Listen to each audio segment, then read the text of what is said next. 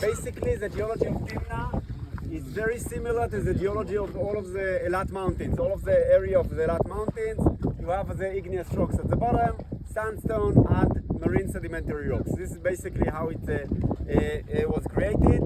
So when we're speaking about the formation of the igneous rocks, it happened in a very, very ancient era, okay, the Precambrian era. Speaking about okay, you can run through it. Just run through it. Yes, but the only thing that happened here, which is different than a lot, that when these igneous rocks started to break and crack, into these cracks intruded dikes that contained solutions of uranium, manganese, but mostly copper. And this is a big difference here in Timna. After that, the whole area started to be lifted 530 million years ago, and because it was lifted above the ground, it started to be eroded, and the sandstone started to be formed on it. And this is very ancient sandstone. We're speaking about Cambrian sandstone, again, more than 500 million years ago. But this is not the end, because for a certain time, this ancient sandstone was covered by a body of water, okay, called the Timna Funon Lake. Nobody knows exactly how big it was, but this body of water covered with water, the sandstone, that covered the dikes.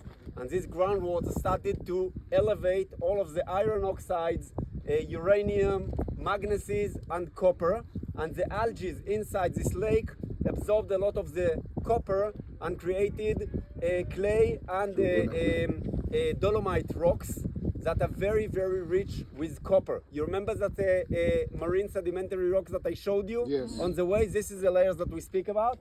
And you can see some of them to the very top of the mountain at the left.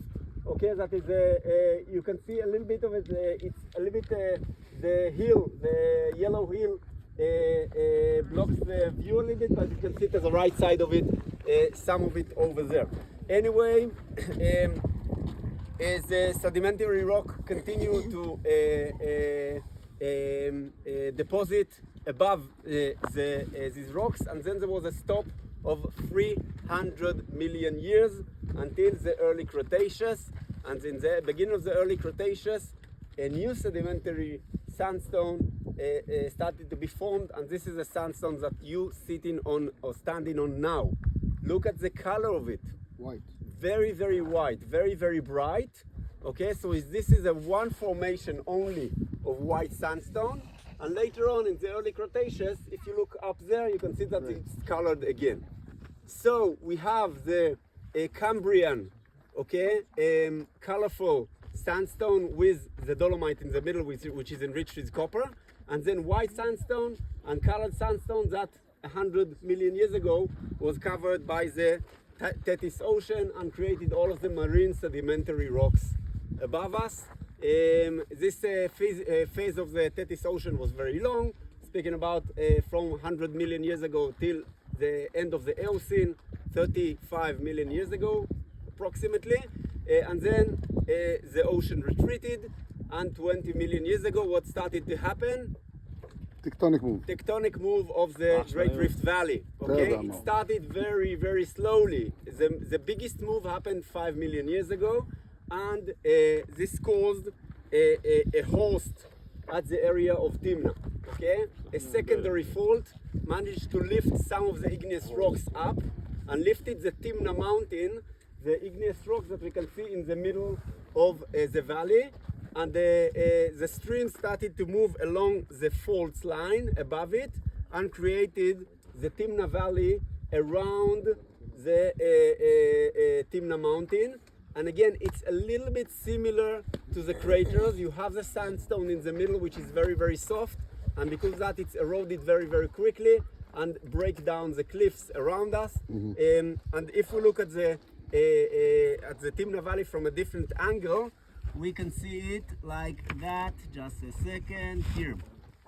Okay, so we have the igneous rocks, okay, Timna mountain, with a little bit of the top of the dolomite rocks on it that we saw before, and then you have the Cambrian and dolomite rocks, very, very ancient rocks, colorful rocks. And then we have the bright sandstone that we're standing on, and another colorful sandstone and the marine sedimentary rock above. Why the color of the sandstone is so important? Why the color of the sandstone here is bright? What is lacking from this sandstone that making a white, bright sandstone? Okay, Copper. so you don't have iron oxide, okay, and the iron oxide reject the copper, which means that when you have groundwater in this sandstone, okay, the copper solutions go in and are locked afterwards in the layers of the white sandstone, almost only. Okay, another layer is the dolomite.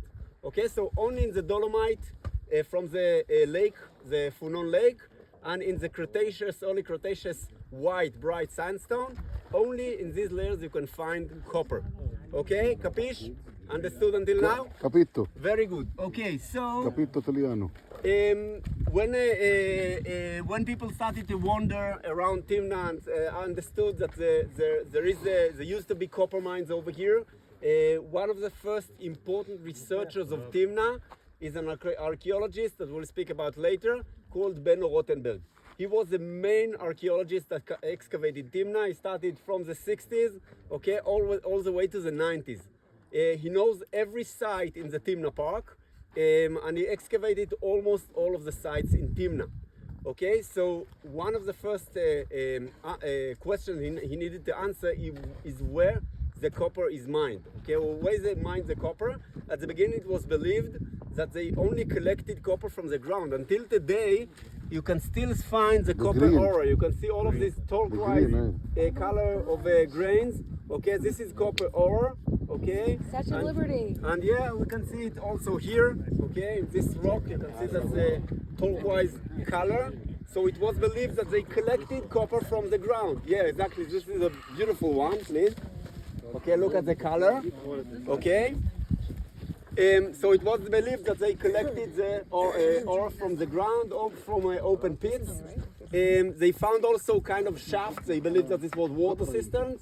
This was the beginning, but when they started to photograph, aerial photograph of the area, they saw that on this wide, bright sandstone, there's many kind of plates in a diameter of 1.5 or 2 meter diameter, and they didn't understand why they created these plates. Why these plates were created? It was clear that it's man-made, okay, but Benno needed to answer what is the nature, what caused these plates, what was the use of these plates.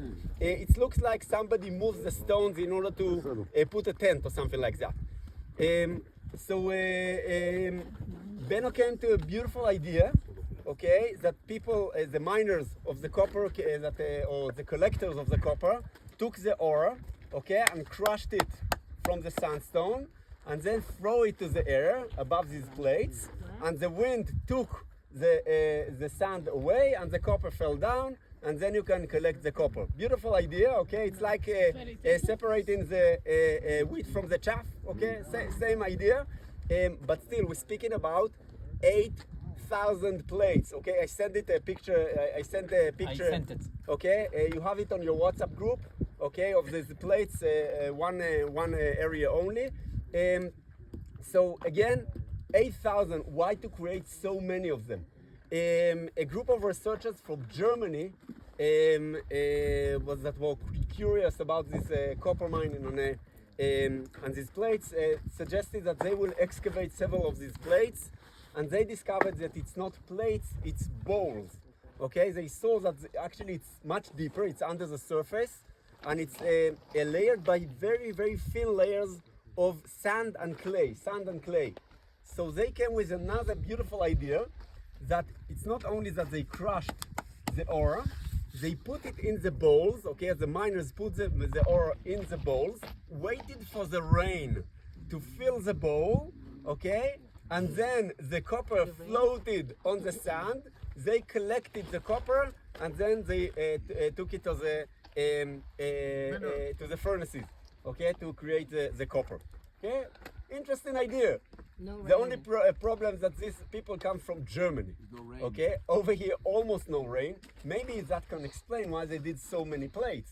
Because if it's rain once, and then you should use all of these plates. But still, many of the people that heard the explanations were very, very skeptical. One of them was a tour guide named Ezra Cohen, and he decided that he learned in the university, he learned geology, and he decided to prove that these layers didn't have enough water to create the process of separating copper from sandstone. So he decided to examine one of the places that they excavated, the German excavate. He did a seminar on that, proving that there is not enough water in the sediments, and he started to dig it again, and he decided to dig a little bit more than the Germans, okay? And he discovered that it's not a bowl, it's actually a top of a shaft, okay? On the top of the sandstone, as you see, for example, at these areas to the side, there's a lot of eroded material from the marine sedimentary rock. If you want to reach the bedrock, you need to move it a little bit.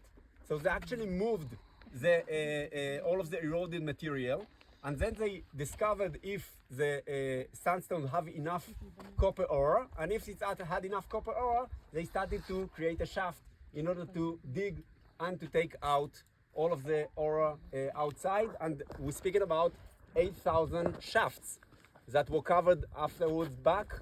Maybe they covered it for safety. Nobody knows exactly why they covered them back, but most of the shafts are covered back.